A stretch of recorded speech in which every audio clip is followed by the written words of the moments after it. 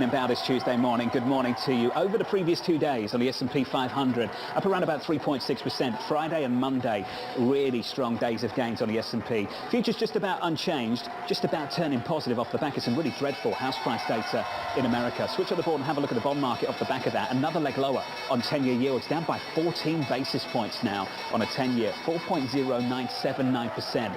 Off the back of that move on yields, I can tell you some dollar weakness kicks in and some euro strength. Euro dollar reclaiming a 99 handle, 99.27, up a half of 1% on that currency pair, and crude reclaims 85 on WTI, $85 a barrel, up around about a half of 1%. In the equity market then, around the opening bell, what are we, about 20 seconds into this on the S&P? We're positive by just a tenth of 1%. A little bit later though, all about the earnings. Big tech headlining a monster week. Microsoft, Alphabet, Amazon, Apple, Meta, all on deck. Dan Ives of Wedbush calling it the moment of truth for the tech sector.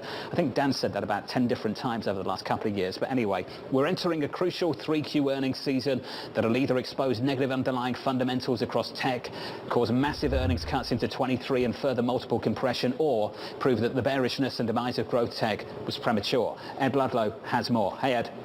Yeah, good morning, John. It's really a make or break week, especially for the 5 biggest tech stocks by revenue. If you take that quintet, which starts with Alphabet and Microsoft this Tuesday, but also includes Apple, Amazon and Meta, EPS is forecast to decline 22% year on year, the biggest drop in EPS since 3 years. And this mega cap group of 5 faces its 3rd consecutive quarter of shrinking profits. Even so, look at the green on the screen. Traders have kind of turned defensive in recent sessions, driving up these stocks. I think on the Nasdaq 100, we're up for a 3rd consecutive day, the best streak of gains since for about a month's period of time. But each company has its own story, right? The overview is shrinking profits across all 5, 22% drop on EPS year on year for that 5. Thinking about Google, we still expect top line growth for the Alphabet of 12%, more than the average of the S&P 500. But after the ad shock from Snap, we are asking questions about the resiliency of search and the questions about YouTube, and any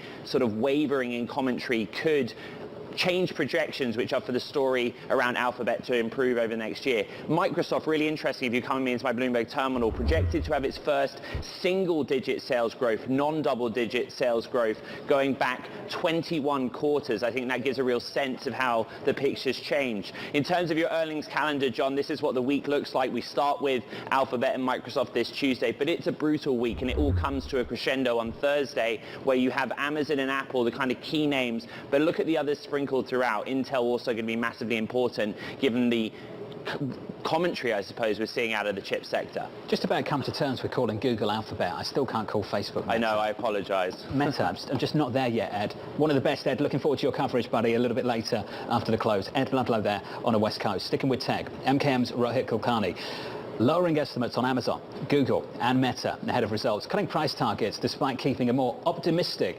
outlook in the longer run. Rohit Kulkarni joins us right now. Rohit, fantastic to catch up with you, sir. It's been too long. Let's just start with the cut to Amazon, if we can. It seems to me in your note that this was focused more on the e-commerce side of the business. Walk us through what you're seeing. Hey, thanks for having me. And again, defensive is the name of the week this week. On Amazon, I think it's just about uncertainty and limited visibility. The way we are talking to a lot of e-commerce sellers, Prime Day that happened in October, whether that pulled forward some of the demand away from November into October. So I think for e-commerce, the concern here is do we have visibility to what the consumer is going to do during November and parts of December? I doubt Amazon would be saying that consumer is healthy and we see a lot of good traction in e-commerce. So I think that's where we are cutting numbers. I think Amazon would err on the side of being more conservative when they give guidance. I think they have already had one too many misses in the last 3-4 quarters. So I think they would be conservative. They would say, we don't know what's going to happen in November or December, so we are going to have a wider range of guidance. So might as well be prudent about that. Street would interpret that as, this is not great good news, so probably let's take the foot off the pedal. So that's where we think near term, there is no visibility into what's going to happen, and that's why a lot of stocks are going to stay range bound in the near term. Rohit, we've had what I would call a capacity-demand mismatch over the last couple of years. They had tons of demand, race to build out capacity, they build out capacity, and then the demand starts to weaken. Rohit, have we worked that out yet, or is that something that's going to take a whole lot longer from here? We are probably in the, using a sports metaphor here, probably in the fourth or fifth inning of, we are midway or probably ahead of the midway point. So this Q4, we are going to see that capacity getting utilized. But again, come 1Q, they've already built those fulfillment centers. They're going to be empty in 1Q. So there is a point of time until probably mid of next year, which is when Amazon would have grown into the demand that they would have otherwise needed to have that capacity utilization to the optimal level. So there is still probably another 3 months, maybe 6 months before we actually see Amazon start to inflect on profitability on the e-commerce side. But yes, they also have the largest cloud company there, which also churns out a lot of cash. So there is going to be a whole lot of focus on how much are they going to maintain the profitability on the cloud platform right now. We're also looking right ahead at what's happening with ad spend at various companies, looking ahead to Meta, to Alphabet on that front as well. On Snap, you said Snap had difficulty remaining under control of its own destiny. Your quote, do you think the likes of Meta has control of its own destiny? They're not as out of control as Snap. Again, Snap is a very small and tiny company. What they say is probably a small part of the entire mosaic of ad spend. Yes, ad spend is slowing down. Ad spend is definitely going to be slower in 4Q, but it's not falling off the cliff. It is at a point where it is getting turned on and turned off in a way that can hurt smaller companies a lot quickly than larger companies that tend to be almost like the tax on internet. So Google is the tax on internet.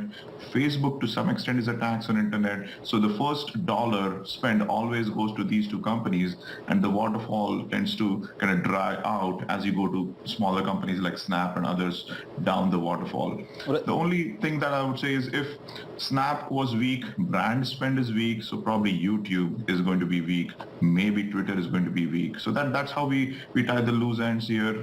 Not so much for search or not so much for Facebook as such. Can we finish on Twitter? I imagine not a company you'll be following for much longer from here, given the fact it's likely to go private in the not too distant future.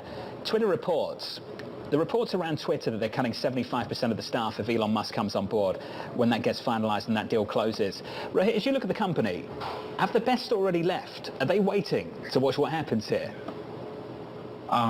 Again, I would characterize 75% cut for any company to be highly egregious in nature. I think there is partially some of it is signaling, some of it is Musk trying to save severance dollars by kind of accelerating the voluntary churn, if you will, is my interpretation. But when it comes to retaining talent and it's very costly here in Silicon Valley. So I think that's going to be challenging for Twitter. There are still a lot of private companies that are doing a lot of innovative work, and Twitter under the next probably call it 6 to 12 months under Musk umbrella is going to have a lot of volatility. So yeah, that is going to add to probably some market share loss from Twitter to smaller companies like Snap and Pinterest. Rohit, wonderful to catch up with you, sir. Don't be a stranger. Rohit Kulkarni there on the latest. Snap, Meta, Twitter in early trading positive. Equities right now just about positive on the S&P 500 by 0.2%. The Nasdaq up 0.6%. Yields are a whole lot lower. 2s out to 30s. On a 10-year, we're down 14 basis points. On a 2-year, we're down 8. Keep going back to this house price data out of the UK. Home price data out of the United States, rather. Really not good at all. Stifel's Barry Bannister is looking for this S&P to rise 13% in the next 6 months. Peak Fed hawkishness is in the price. Expect inflation to cool, delaying recession into mid-23 and lifting the S&P 500 to 4,300 in the next 6 months. Barry joins us right now. Barry was excited for this, the road to 4,300, so let's get to it. You say we've discounted the rate hiking cycle. Let's talk about the economic weakness. How do you manage that? You just push it out to 23 and ignore it until when? No, the economy is slowing, and you want that. You want inflation to slow as well, and so does the Fed. The question is, as Sam Zell once said, every day you don't sell, you buy. And every day that the Fed doesn't turn the volume dial of tightening to the right, they're actually easing. And I don't expect incremental tightening, certainly not beyond what's already in Fed funds futures. It's not necessary. If I can break down with Thomas Carroll the inflation into energy, food, goods, durable and non-durable, as well as shelter and non-energy, non-utility services, and then find leading indicators, all of which point down for inflation, then the Fed can do the same. And they know inflation is going to come down. So the slowing economy, former Chair Yellen's comments at Treasury the other day about bond market concerns at the Treasury, all of this gives cover to the Fed, I think, to move towards not tightening further, and in fact, in the first half of 23, possibly taking one or two of those rate hikes close to 5% out of futures. It isn't necessary. We're going to get lower inflation and lower growth, but it's not a classical recession. So Barry, talk to me about how you ultimately play this through the equity market. Let's take a data point this morning. House price growth comes in weaker, softer, negative, worse than expected. Bonds rally, yields lower by 14 basis points. In that kind of world, what do I want to own in the equity market? The cyclicals or the big tech names? Which one is it?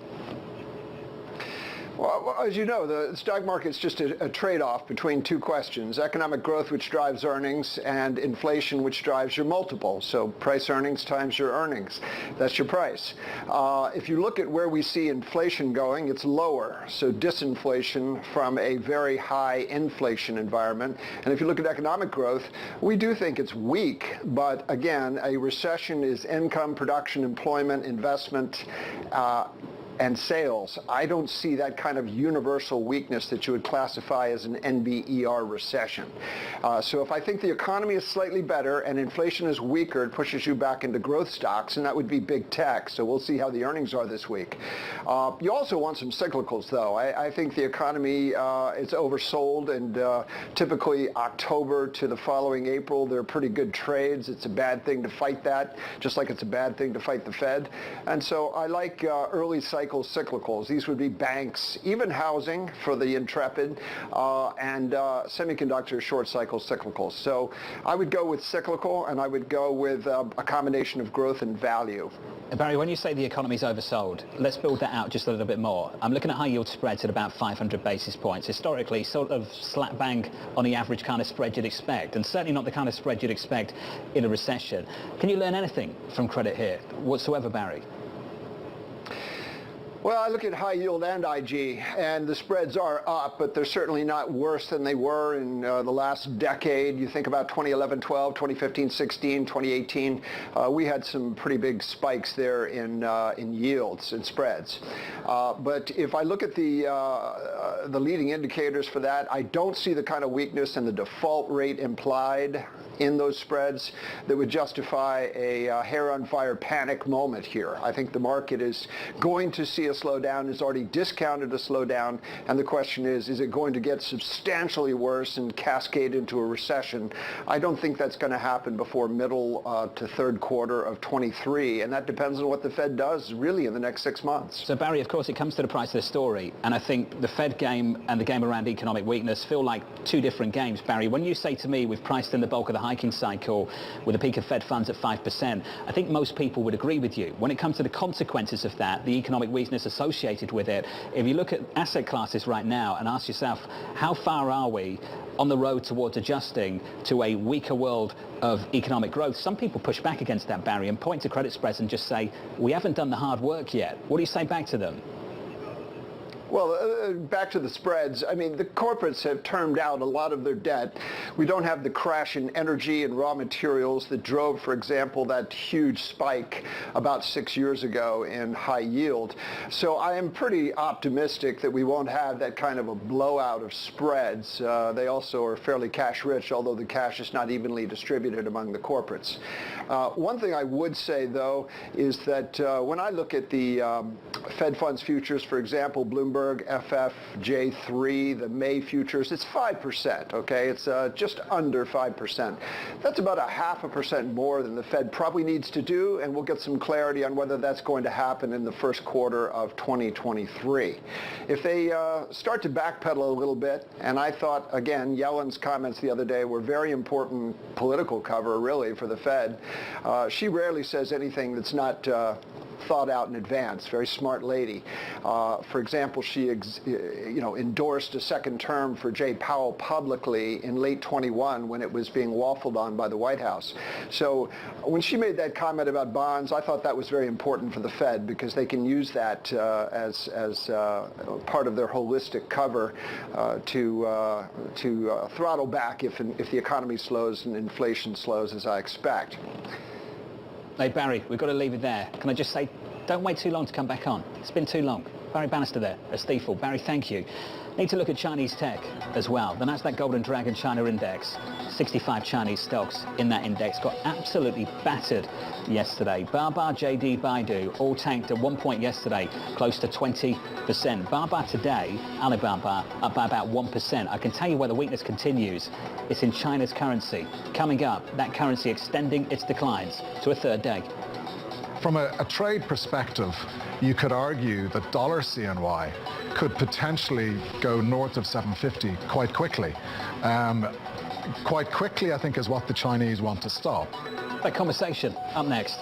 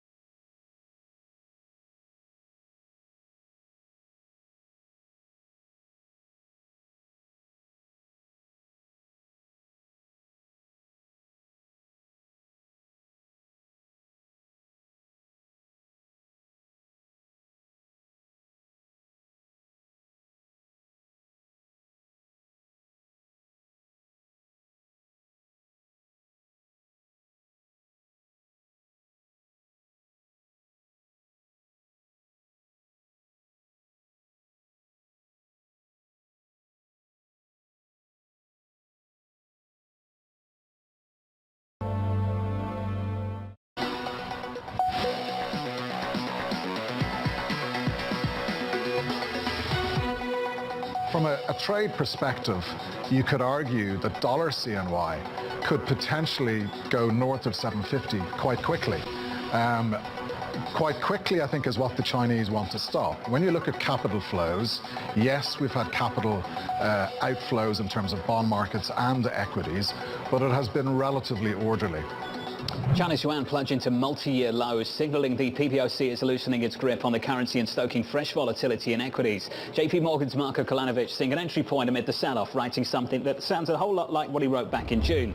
We believe this is a good opportunity to add, given an expected growth recovery, gradual COVID reopening and monetary and fiscal stimulus. A trade for the brave, perhaps, at this point. Your team coverage starts right now with Bloomberg's Kelly Lyons and Damien Sassak. Kaylee, yesterday, for those stocks listed here in the United States, brutal. It was absolute carnage. It was awful, not just here in the United States, but in Asia as well. The Hang Seng China Enterprises Index had its worst day since 2008. You saw a little bit of a rebound in the overnight session, though, and when it comes to those ETFs, you are seeing a rebound as well, though it only goes so far to unwind some of the damage seen yesterday. The iShares MSCI China ETF, for example, up about 2.3%, and the Crane Shares CSI China ETF up 4.8% after having a record day of losses yesterday. Now, you pointed out Marko Kolanovic saying that now is the time to come buy in, and that he also said something pretty similar since June. So just a word of warning on what has happened since he initially made that call about 4 months ago. We saw a lot of inflows into the MCHI ETF, the largest China ETF, in June, record inflows in fact, and since then we're down another 35% from there. So that may be why dip buyers aren't all avid this morning coming in to buy those stocks while they are cheaper. There has to be a calculus between risk and reward here as they question whether or not Xi Jinping in his third term is going to have even more market unfriendly policies. And that concern mostly is showing up domestically in Chinese equities. It's less so in companies that have high revenue exposure to China. An index of those stocks only down about 21%, I say only, over the last year, but that compares to a 49% loss for the MSCI China Index, John. That's the equity story. Let's talk about foreign exchange. Today in the bond market, monster rally off the back of some weaker data a little bit earlier this hour. House price data in the United States, much more softer, negative than expected. We're down 16 basis points on a 10-year right now. On a Treasury, yields just about 4.1%, just south of that level. On a 2-year, 440, down 10 basis points. In G10, dollar a whole lot weaker against the Chinese currency. Damien Sasser, anything but. That really stands out on a morning like this morning, doesn't it? Yeah, absolutely. Well, and look, if you're talking about the offshore yuan, that's at the weakest level we've ever seen since it was launched in 2010. If you're looking at the onshore yuan, weakest in over a decade. And the reason that I'm really focused on it's the basis. It's the differential between the two, because we saw that blow out to something on the order of 570 pips earlier this morning, John. 570 pips, that's 2.5 standard deviations. I mean, that's a huge, huge move. It's bigger than the move we saw in the 2020 VAR shock. So obviously there's a little bit of bloodletting going on here. And what I'm saying is the offshore yuan is leading the way. It's showing that much more weakness over the onshore. What's interesting is if you look at 1 month, 25 delta risk reversals, which is kind of an indication of the demand for protection against continued yuan weakness, we're at a 1.7 standard deviation move. So, clearly, the pain is out there and people are feeling it. Clearly, the concern is off the back of the events over the weekend, with President Xi doubling down, tightening his grip on power in the country. Is the PBOC going to tolerate this, Damien, given what you're seeing materialize? Well, I mean, look, the new candidate, Ying Yang, for the PBOC governorship is basically someone who is really not an insider, but, he's certainly a loyalist. I think the real thing is Premier. I mean, we got Shanghai's, former, the one who oversaw the lockdowns in Shanghai. So clearly we're not seeing any pivot away from COVID zero, Jonathan. That's the big story here. That's what markets were hoping for, that you'd see some sort of a shift away from that. You're not getting it, and that's what's leaning on the equity market. This is going to be the first year, by the way, since Stock Connect was formed, Jonathan, where equity outflows, net equity outflows for the full year 2022 out of China. I mean, that's a pretty telling story, I think. Hey, Damien, thank you. Damien Sassak, Kelly Lyons. Allow me to run through the price action of this morning so far. About 23 minutes into this. On the S&P, we're up again for a third straight session, up by 0.8%. Big run of gains here on the Nasdaq, up by 1.5% off the back of a monster rally in the bond market. How many times have we seen moves like this? Big moves to the bond market. Yields down by 16 basis points. Call it 17 basis points lower on a 10-year, down 10 on a 2-year. The data weak in America and the dollar index rolling over. The dollar index negative 0.9%. Up next on this program, your trading diary.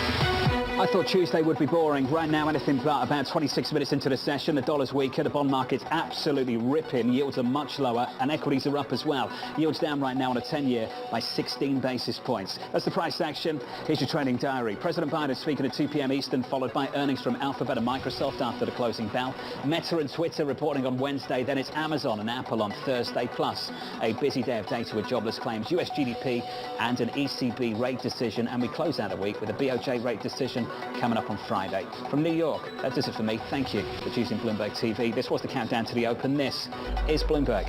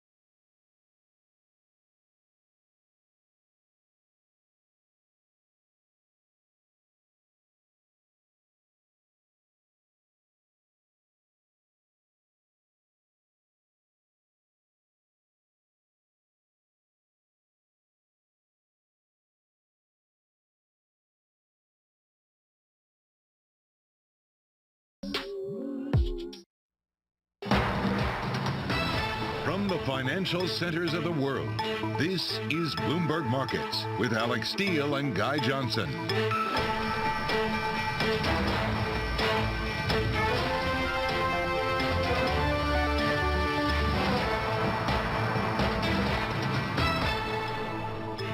It is 30 minutes into the U.S. trading day, Tuesday, October 25th. Here are the top market stories we're following for you at this hour.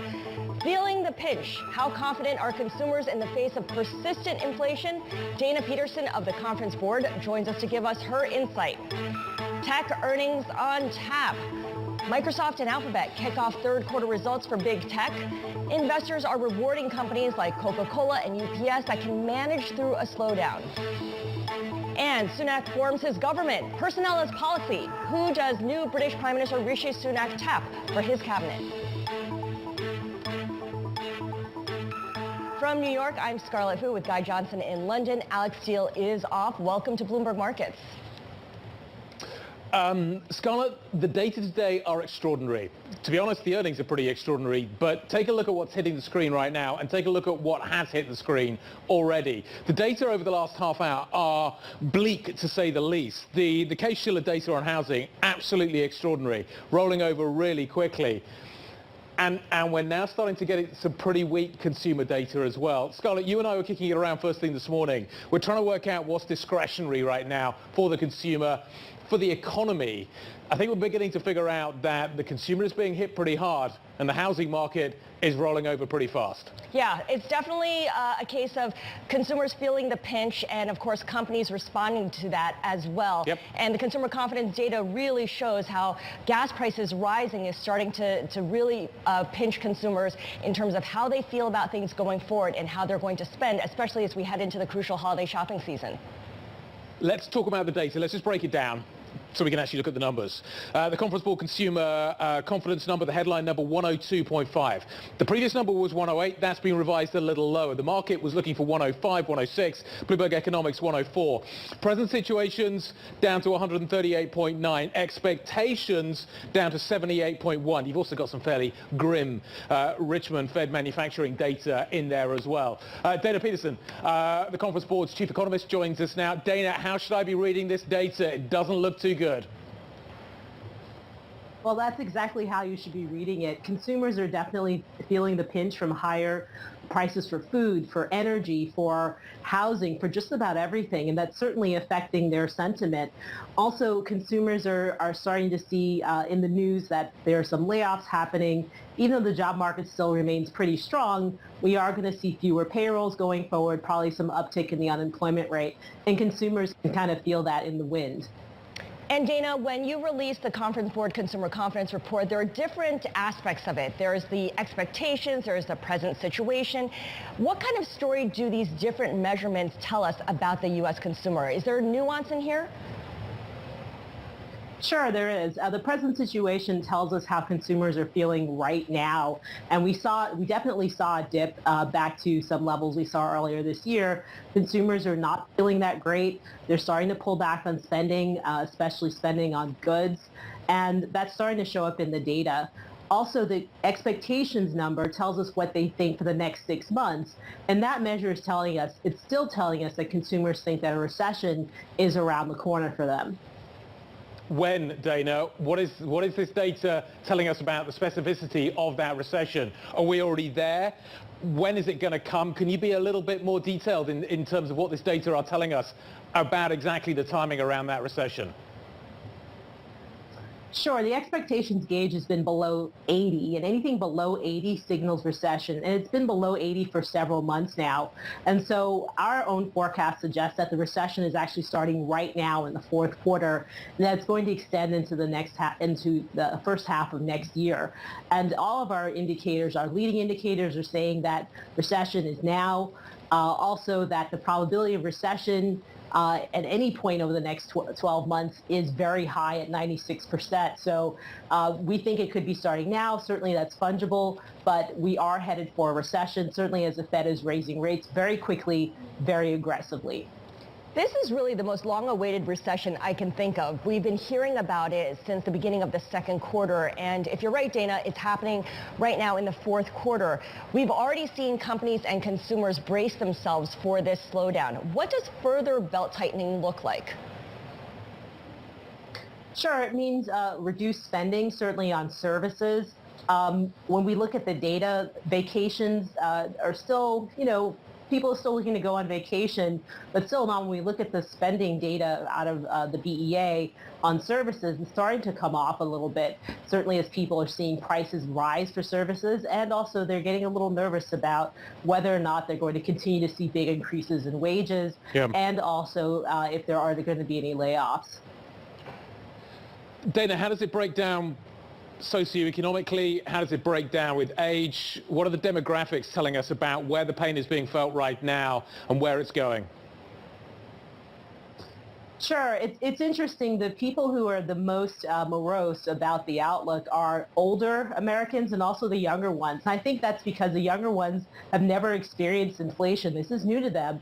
And the older ones remember inflation. They know how bad it can be. And so certainly that's where we're seeing in terms of confidence. But certainly when you look at folks who are very vulnerable at the lower end of the income spectrum, they're seeing higher prices for food, for gasoline, and also for rents, which are a huge portion of what we see in terms of inflationary pressures in key inflation gauges. So certainly for folks at the lower end of the income spectrum, it's much more difficult for them. You know, Dana, our question of the day is where's the next squeeze? Where are we going to see demand destruction fall next? I think ahead to the end of the year and the crucial holiday season for so many companies. How do you expect the holiday shopping season to shape up? Are we going to get a good read in the weeks leading up to it, or is it going to be a surprise after the fact? Well, the Conference Board does do our own special survey on holiday shopping, so that's pending. But at least looking at the data that we have, it looks like consumers are looking to pull back a bit. Certainly if they're afraid that there is a recession, which again, they've been signaling for several months now. Dana, if gas prices come down, how big an impact could that have? I'm just trying to wonder what's going to stabilize the situation. Sure. Our own inflation expectations gauge for 1 year out really reflects what's going on in gasoline prices and also food prices. So if gasoline prices come off, then people will feel a little bit wealthier, a little less concerned about the outlook. But still, if food prices continue to rise, especially as we head into the holidays where people love to buy food and have those family gatherings, then we expect that we're probably going to see downward pressure on consumer confidence. And we'll certainly expect to see political candidates as well make hay of this report. Dana Peterson, thank you so much. Dana Peterson is chief economist of the Conference Board. Now, coming up, we're going to get a market participant's take on what the next squeeze is. Christian Lawrence from Rabobank joins us next. This is Bloomberg.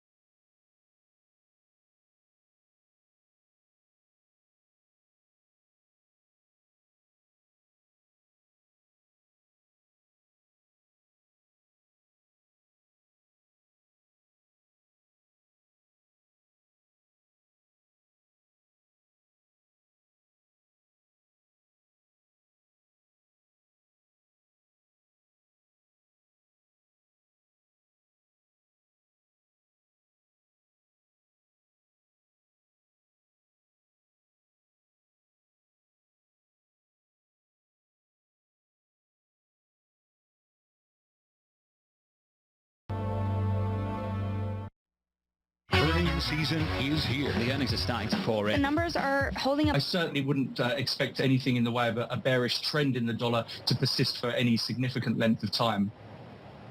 Do you not think the data, Christian, which are starting to roll over pretty rapidly in the United States, may force the Fed to rethink its approach? Maybe not aggressively, but the market's going to look at a shift from 75 to 50 as being fairly dovish. You're looking at the reaction today.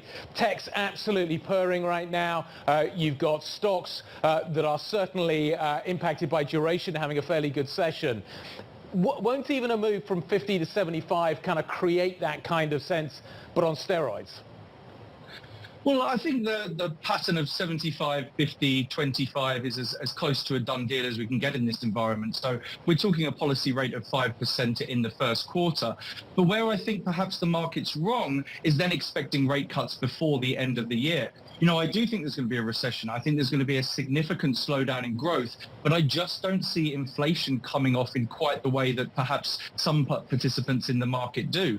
When you look at the core inflationary pressures, they have become more broad-based. And when we look at the headline, energy and agri, as I mentioned before, I think are going to be heading higher. So it is this stagflationary environment. And while we may see the market start to try and anticipate rate cuts, I think that's more wishful thinking. And the Fed is likely to remain on hold throughout 23 after reaching that peak of 5%. Guy, sorry, I'm looking at Guy's name and talking to you, Christian. When you talk to your clients, what market forecast do they have the least conviction in? What consensus out there are they saying, you know what, I'm not so sure this is what's going to happen? That's easy, the longer end of the curve. You know, we've obviously seen a lot of volatility in the 10-year part of the curve in particular and the 5-year part of the curve. And the level of vols is pretty much unsustainable at the higher level. So we can see a little bit of a retracement on the downside, but then I think that reverses again.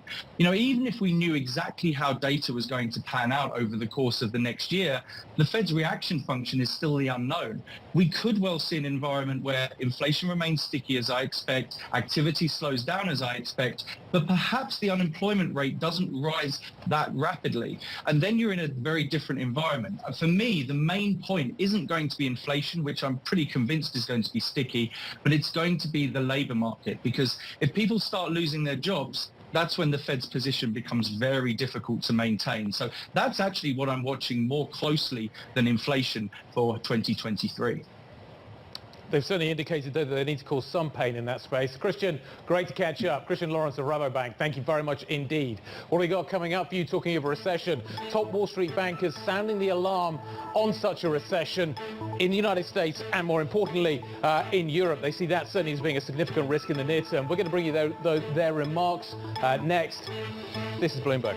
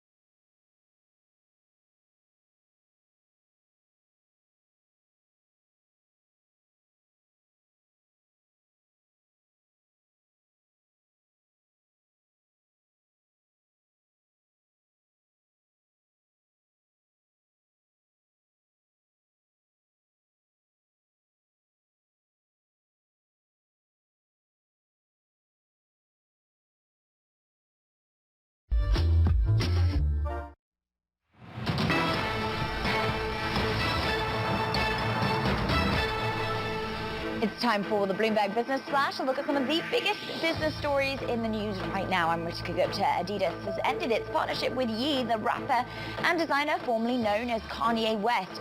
In recent weeks, Ye has made controversial statements, including anti-Semitic posts on social media. That's turned his Yeezy line of sneakers into a lightning rod for criticism. Adidas says that ending the deal will mean a negative impact of close to $250 million in net income.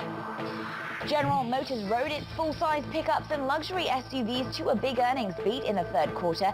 The automaker beat profit estimates on record revenue and reaffirmed its guidance for the year. U.S. vehicle sales soared 24% thanks to GM's largest trucks and SUVs. And General Electric cut its full-year profit target despite strong cash performance in the third quarter. High costs in the struggling wind operations added to ongoing challenges with labor and the supply chain. To ease renewable energy division saw operating losses balloon to $934 million in the last quarter. And Coca-Cola's third quarter sales and profit beat estimates. Coke also raised its guidance for the full year. The company got a boost from items like Coca-Cola Value Bundle, which offers beverage options at affordable prices. And that is your latest business flash. Scarlett. All right, JP Morgan CEO Jamie Dimon and his counterpart at Goldman Sachs, David Solomon, they say a recession in the U.S. and Europe is increasingly likely. They spoke at Saudi Arabia's Future Investment Initiative conference in Riyadh. We likely have a recession in the U.S. Going to have, I think, most likely a recession. We might be in a recession in Europe.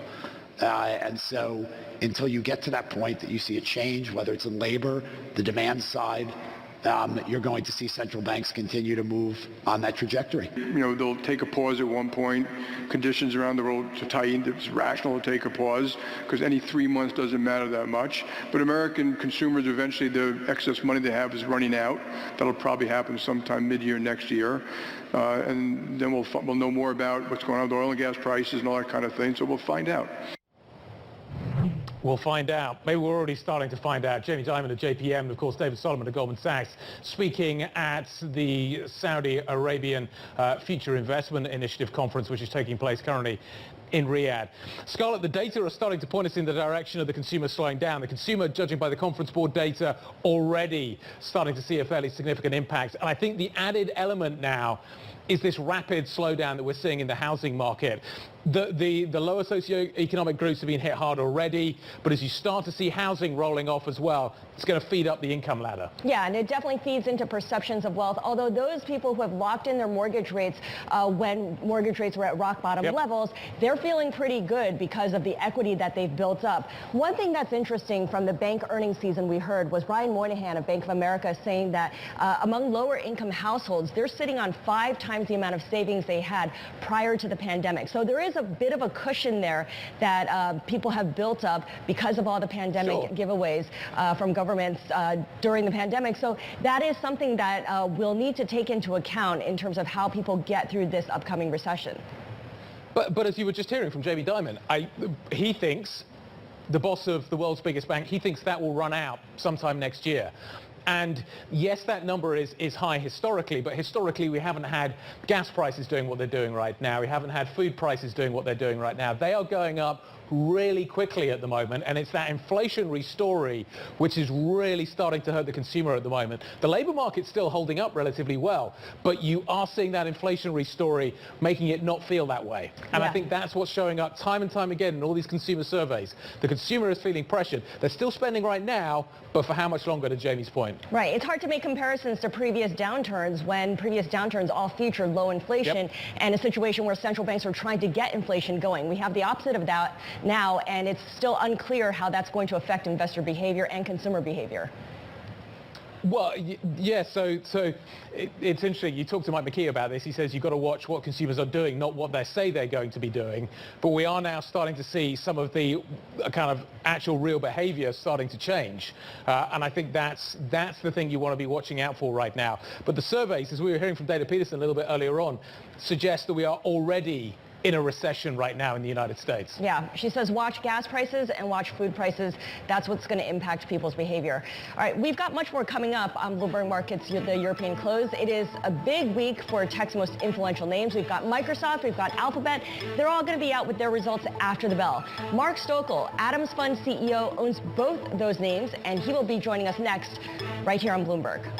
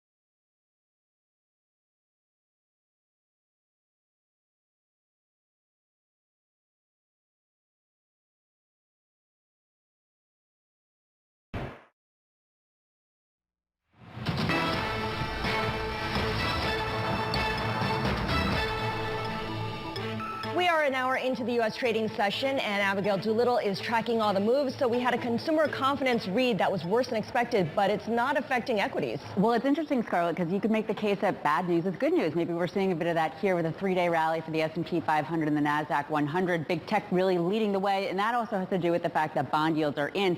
Some of that on that better than expected consumer confidence number, which seems, I don't want to call it delusional, but it seems as though there's some expectation that maybe folks think that if data comes in poorly, of course PMIs yesterday coming in contractionary territory, that maybe the Fed is going to ease off of its hiking path. We have no reason to really think that, but markets are suggesting that. We've been here before. The VIX coming in on all this below 30 at this point. Now, with yields coming in so much, especially at the long end, the inversions that we've seen for the various yield curves, they are inverting less negative. This is the 230, the spread between the 2-year yield and the 30-year yield at the most inverted, closer to 50 or 60 basis points. Now about 17 basis points. So some of the these yield curves we may see pop back up into the positive territory, which could add a new dynamic. Now, big tech, as we were just taking a look at, really leading the way. Apple, Nvidia, Alphabet, and PayPal higher, among others. And of course, we have some big earnings this week. Apple is on Thursday. Tonight is Microsoft. And it's very interesting because one thing that has been causing big tech to slide into this time period is sales growth and earnings growth, quite frankly. This is Microsoft's sales growth over the last couple of years. Over the last year, closer to 20%.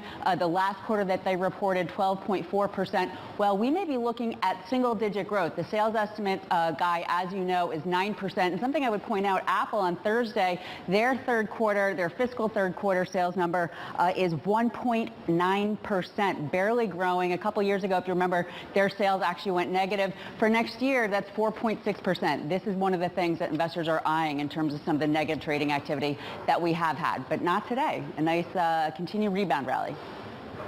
Absolutely. Yields are moving pretty sharply. Abigail, thank you very much indeed. Let's carry on the conversation and set you up for what is going to be a huge week for tech earnings.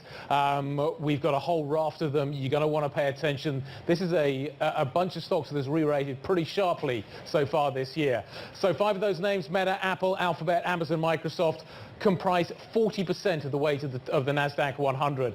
They are important. Let's get you set up. Bloomberg's Ed Ludlow joins us now from San Francisco. Ed, what are you looking for? Yeah, I mean, across the Fab Five, as I'm calling them, those 5 biggest tech names by revenue, we're actually looking at EPS to decline 22% year on year, biggest drop in EPS for 3 years. You can see it in my shoulders, Guy. You can see how tense I am. You look at the NASDAQ 100, we're up for a third consecutive day, best run of gains in a month, we're at our highest level in a month, but there is anxiety in the market, right? Because if you look further afield, this single quarter, we're expecting a big drop in profits, but the market sees recovery into 2023, which is why those earnings calls become so important, right? All it takes is for a Ruth Porat to send some nervousness and there's a shock to the system, particularly around those ad-exposed companies, Alphabet, parent company of Google, of course, and then Meta later in the week, because Snap gave us a bit of a shock to the system. So it's teed up beautifully. That chart tells the story. A big drop in profits are to come. Tense Ed and anxious Ed look suspiciously similar to confident Ed, so I don't buy that. But I'm so glad you bring up Snap. To what extent can we really extrapolate Snap's results and what it said about digital advertising to the biggest players like a Meta, like an Alphabet?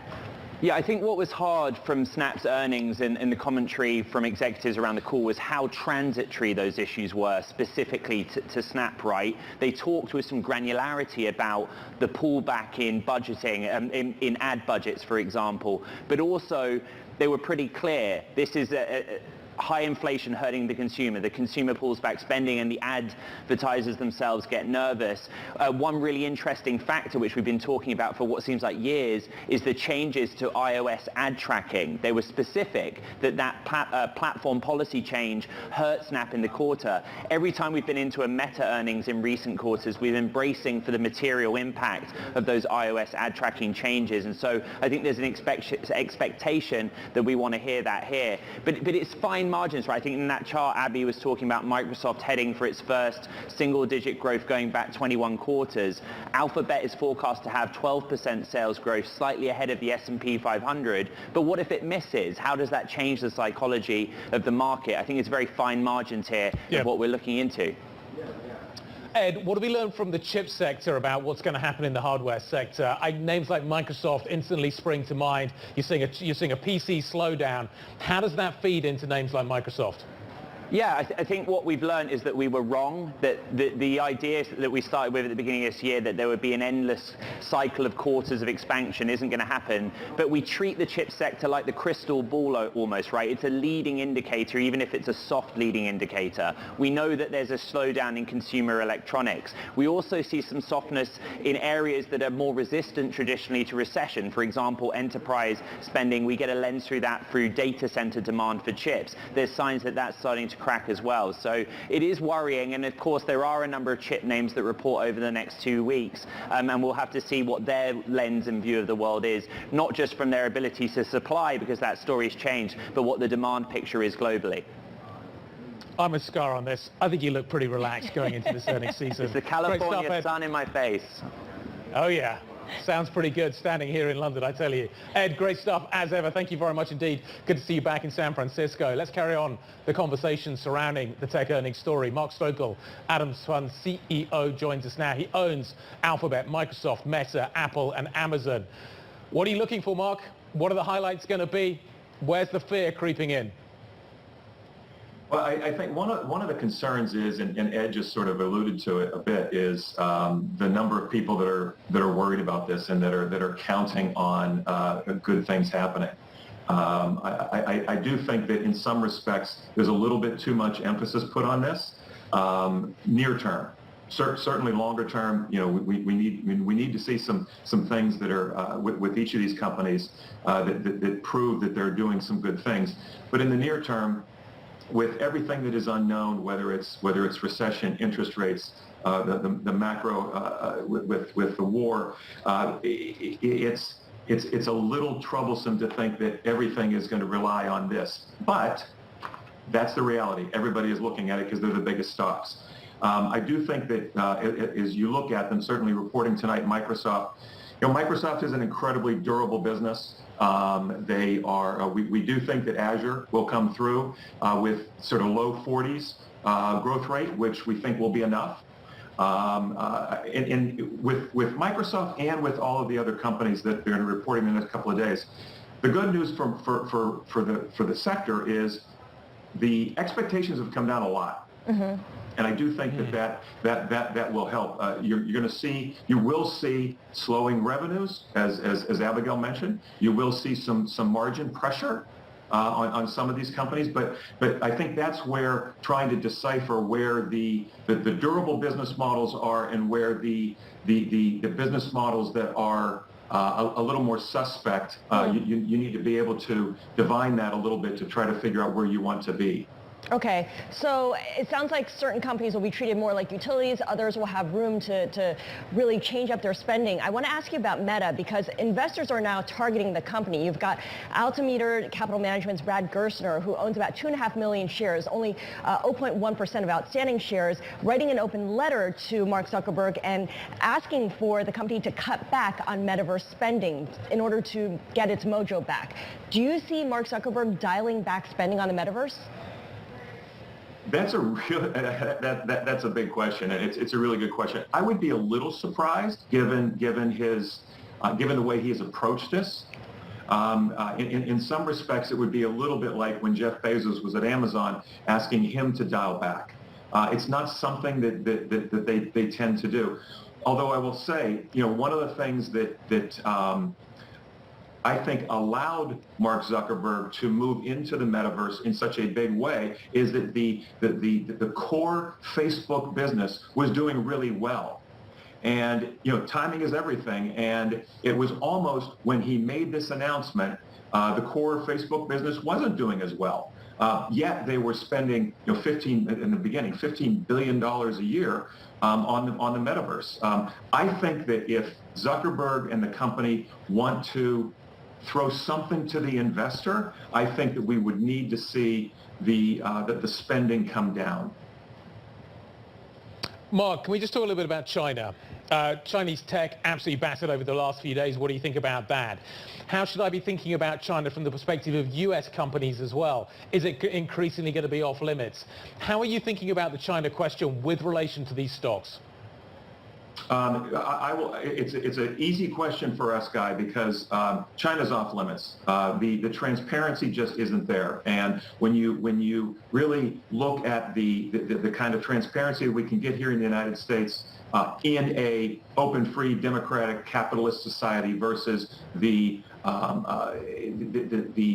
how little transparency you get from many of the companies, not all of them, but many of the companies, and you're talking about a dictator that just put himself and put all of the people who were against him on the sidelines. I just don't see the risk reward. Could somebody make a lot of money by speculating in Chinese equities? Yeah, I think you could. You might be able to. But for us, it's too big or too low a probability relative to the opportunity set that we have here in the United States in technology. All right, so it's focusing then on your existing markets for these big tech names. Now that the world is no longer in love with these different FANG names and their stocks are clearly in the doldrums, is there a case to be made to maybe break up some of these companies to extract more value? For instance, for an Alphabet, you can split search off from the hardware business or the moonshot business. I think you could, but I will tell you, we own Google, we own Alphabet, we like Alphabet. I just don't see them making that change. They have really, for a long, long time, they have ended up marching to their own drummer, whether it's transparency, which they're better at today than they used to be. But I think you could extract some value there. I just don't see that is a realistic point of view. And frankly, that's not one of our base cases when we look at the thesis for Google, is breaking it up. You absolutely could, Scarlett, probably get some value, but I just don't see the probability being very high of them doing that. Mark, you own both, but why would I want to own Alphabet when I can own Coke? The Coke numbers today are just phenomenal. That's a good question. I do think that the Coke numbers were very good. We own Coke too, which is always helpful. But I do think that they are putting through pricing at a rate that I'm not sure they can continue to put through. I'm happy they were able to do it. Units were good. Pricing was also very good. I just don't see the looking out over the horizon and part of it, frankly, Guy, depends on whether we think we're going to be in a recession and how deep that will be. I do think that if you look over the next 5 years, I feel very comfortable that Alphabet will be able to outgrow, or Microsoft will be able to outgrow Coke. In this environment, with risk off, certainly the consumer staples are in favor. Many of them have done incredibly well. I just think that from here, I think the worst is behind us. Not all of it, but I think we're closer to the end than the beginning. So to me, it's the kind of thing where looking out over the horizon, I think that the chances of both Google and Microsoft being able to outperform Coke are much higher. Mark, thank you so much for talking names with us. Mark Stokel is Adams Fund CEO on this big earnings day for tech companies. Now, we talked about Alphabet. One other business that Google, the search engine part of the business, is getting into is chips. And yes, the crunchy kind that you can eat, believe it or not. Bloomberg Quick Take's Kurumi Mori explains. Google is getting into chips, the crunchy kind that you can actually eat. You can probably tell from the package that they're only available in Japan. And here, they're part of the marketing push for the latest Pixel 7 phones from the internet giant, designed to remind us that Google also makes the other kind of chips, the ones made out of silicon. The Pixel has Google's own Tensor G2 chip, the company's most advanced AI-powered cameras, and its litany of internet services, from Google Maps and Photos to YouTube and Chrome. It's hard to imagine Apple resorting to the potato chip ploy, but that's because people already know and love the iPhone, whereas Google is running ads in the U.S. saying, "Did you know Google makes a phone?" It says something about both the ongoing failure of Google's Pixel phones to sell in big numbers and the company's opportunity in Japan. In the U.S., Apple and Samsung account for 74% of the market, whereas in Japan, Samsung barely scrapes together 7%. That's a missed opportunity for Google, whose Android operating systems run Samsung handsets. There's scope to take chunks out of its Silicon Valley rival by stealing business in a way that Samsung has so far failed to do. And if it takes spicy, savory, cheesy gimmicks to help bring attention to the cause, so be it. So how do they taste? Not bad, but there's a far tastier meal on offer, and Google wants a piece of it.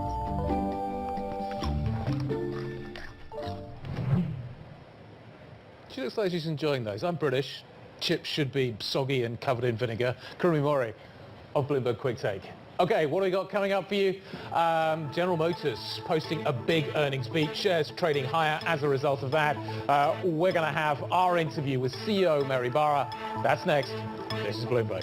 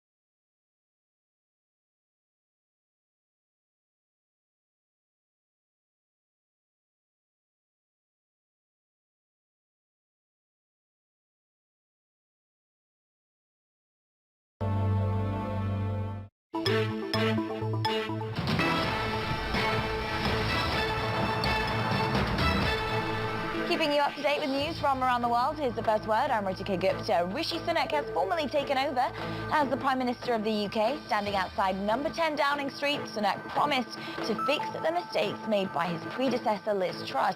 He said the UK faces a profound economic crisis and that will mean difficult decisions to come. Amongst his first decisions as the new Premier, he's choosing his cabinet. And news just crossing the wire that he will be keeping Jeremy Hunt as Chancellor of the Exchequer. NATO is increasingly concerned that Russia's desperation over battlefield failures in Ukraine may lead the Kremlin to escalate the war. That could involve a massive attack on a target like a dam or even a weapon of mass destruction. And NATO says that for now there's no sign Moscow is actually preparing for such an attack. A new study found that playing video games is linked to better cognitive skills. It says that kids who play 3 hours or more of video games a day perform better on tests of memory and impulse control than those who didn't play games. The National Institute on Drug Abuse says the study's results are worthy of further investigation. Global News 24 hours a day on air and on Bloomberg Quick Take, powered by more than 2,700 journalists and analysts in more than 120 countries. I'm Ritika Gupta. This is Bloomberg, Guy. I'm really hoping my children don't see that piece of news. Ritika, thank you very much indeed. Okay, let's talk about what's happening in the car sector. General Motors beating estimates, posting record revenues. The company affirming its guidance for the year thanks to strong sales of its luxury Cadillac SUVs and largest trucks. CEO Mary Barra spoke a little earlier to Bloomberg's Matt Miller about the results and how the company is benefiting from the IRA, the Inflation Reduction Act. We're seeing still very strong demand for our products. We're seeing strong average transaction pricing that we continue to be able to build on. And so, we are starting to see inventory build just a little bit, but well below levels that were in the past. So overall, we're still seeing a very strong consumer for our products. And, we're watching carefully all the different signs, but right now it's still very strong. But what about inflation and the pressure on margins? I mean, does the stronger dollar balance that out? Are you seeing a big inflation in a rise in the costs that you need to pay out for parts? And is that sort of squeezing your margins here? Well, we have seen, commodities, logistics, we work with our suppliers to make sure that we have a very healthy supplier base. So all of those factors, we tend to work to offset. And, we predicted this year it'd be about a $5 billion impact. And we are seeing that, but we have worked effectively to find offsets. And that's, part of our overall equation for this year, which is allowing us to still maintain guidance. One big boost is going to be the Inflation Reduction Act. At least UBS says they see the IRA as very generous. They say it has the potential to make the U.S. a global EV battery hub. How do you see the Inflation Reduction Act for GM? Well, General Motors was already investing in North America or in the United States. For instance, we have a battery plant in Ohio that's ramping right now. We have two others, one in Michigan, one in Tennessee, that are also ramping. So we were making the investments because we wanted to make sure we had a resilient supply chain after we've lived through so much disruption over the last few years. So as the IRA was passed, and we're looking now for Treasury to set the rules, we think we're very, very well positioned. And we do believe that the benefits of our IRA will drive stronger EV adoption with the American consumer. So we think it's going to do exactly what was intended to do, and we're well positioned to benefit and work with our consumers to make sure they have an EV that's affordable, that they can really enjoy the benefits of an EV. Are you still on track to sell 1 million EVs in 2025 and beyond? We absolutely are. When you look at the lineup that we have, starting with the Hummer to the Lyriq to now the Chevy Silverado EV, we just last week launched the GMC Sierra EV, along with the Chevrolet Blazer EV and the Equinox EV. I think we're going to be well positioned, covering the important segments in the portfolio to reach that 1 million unit level by 2025. Mary Barra, CEO of General Motors there. She was talking about EVs. In fact, we're going to be speaking with the president and CEO of Hyundai Motor Americas, Jose Munoz, on just that in a few minutes, an hour or so. This is Bloomberg.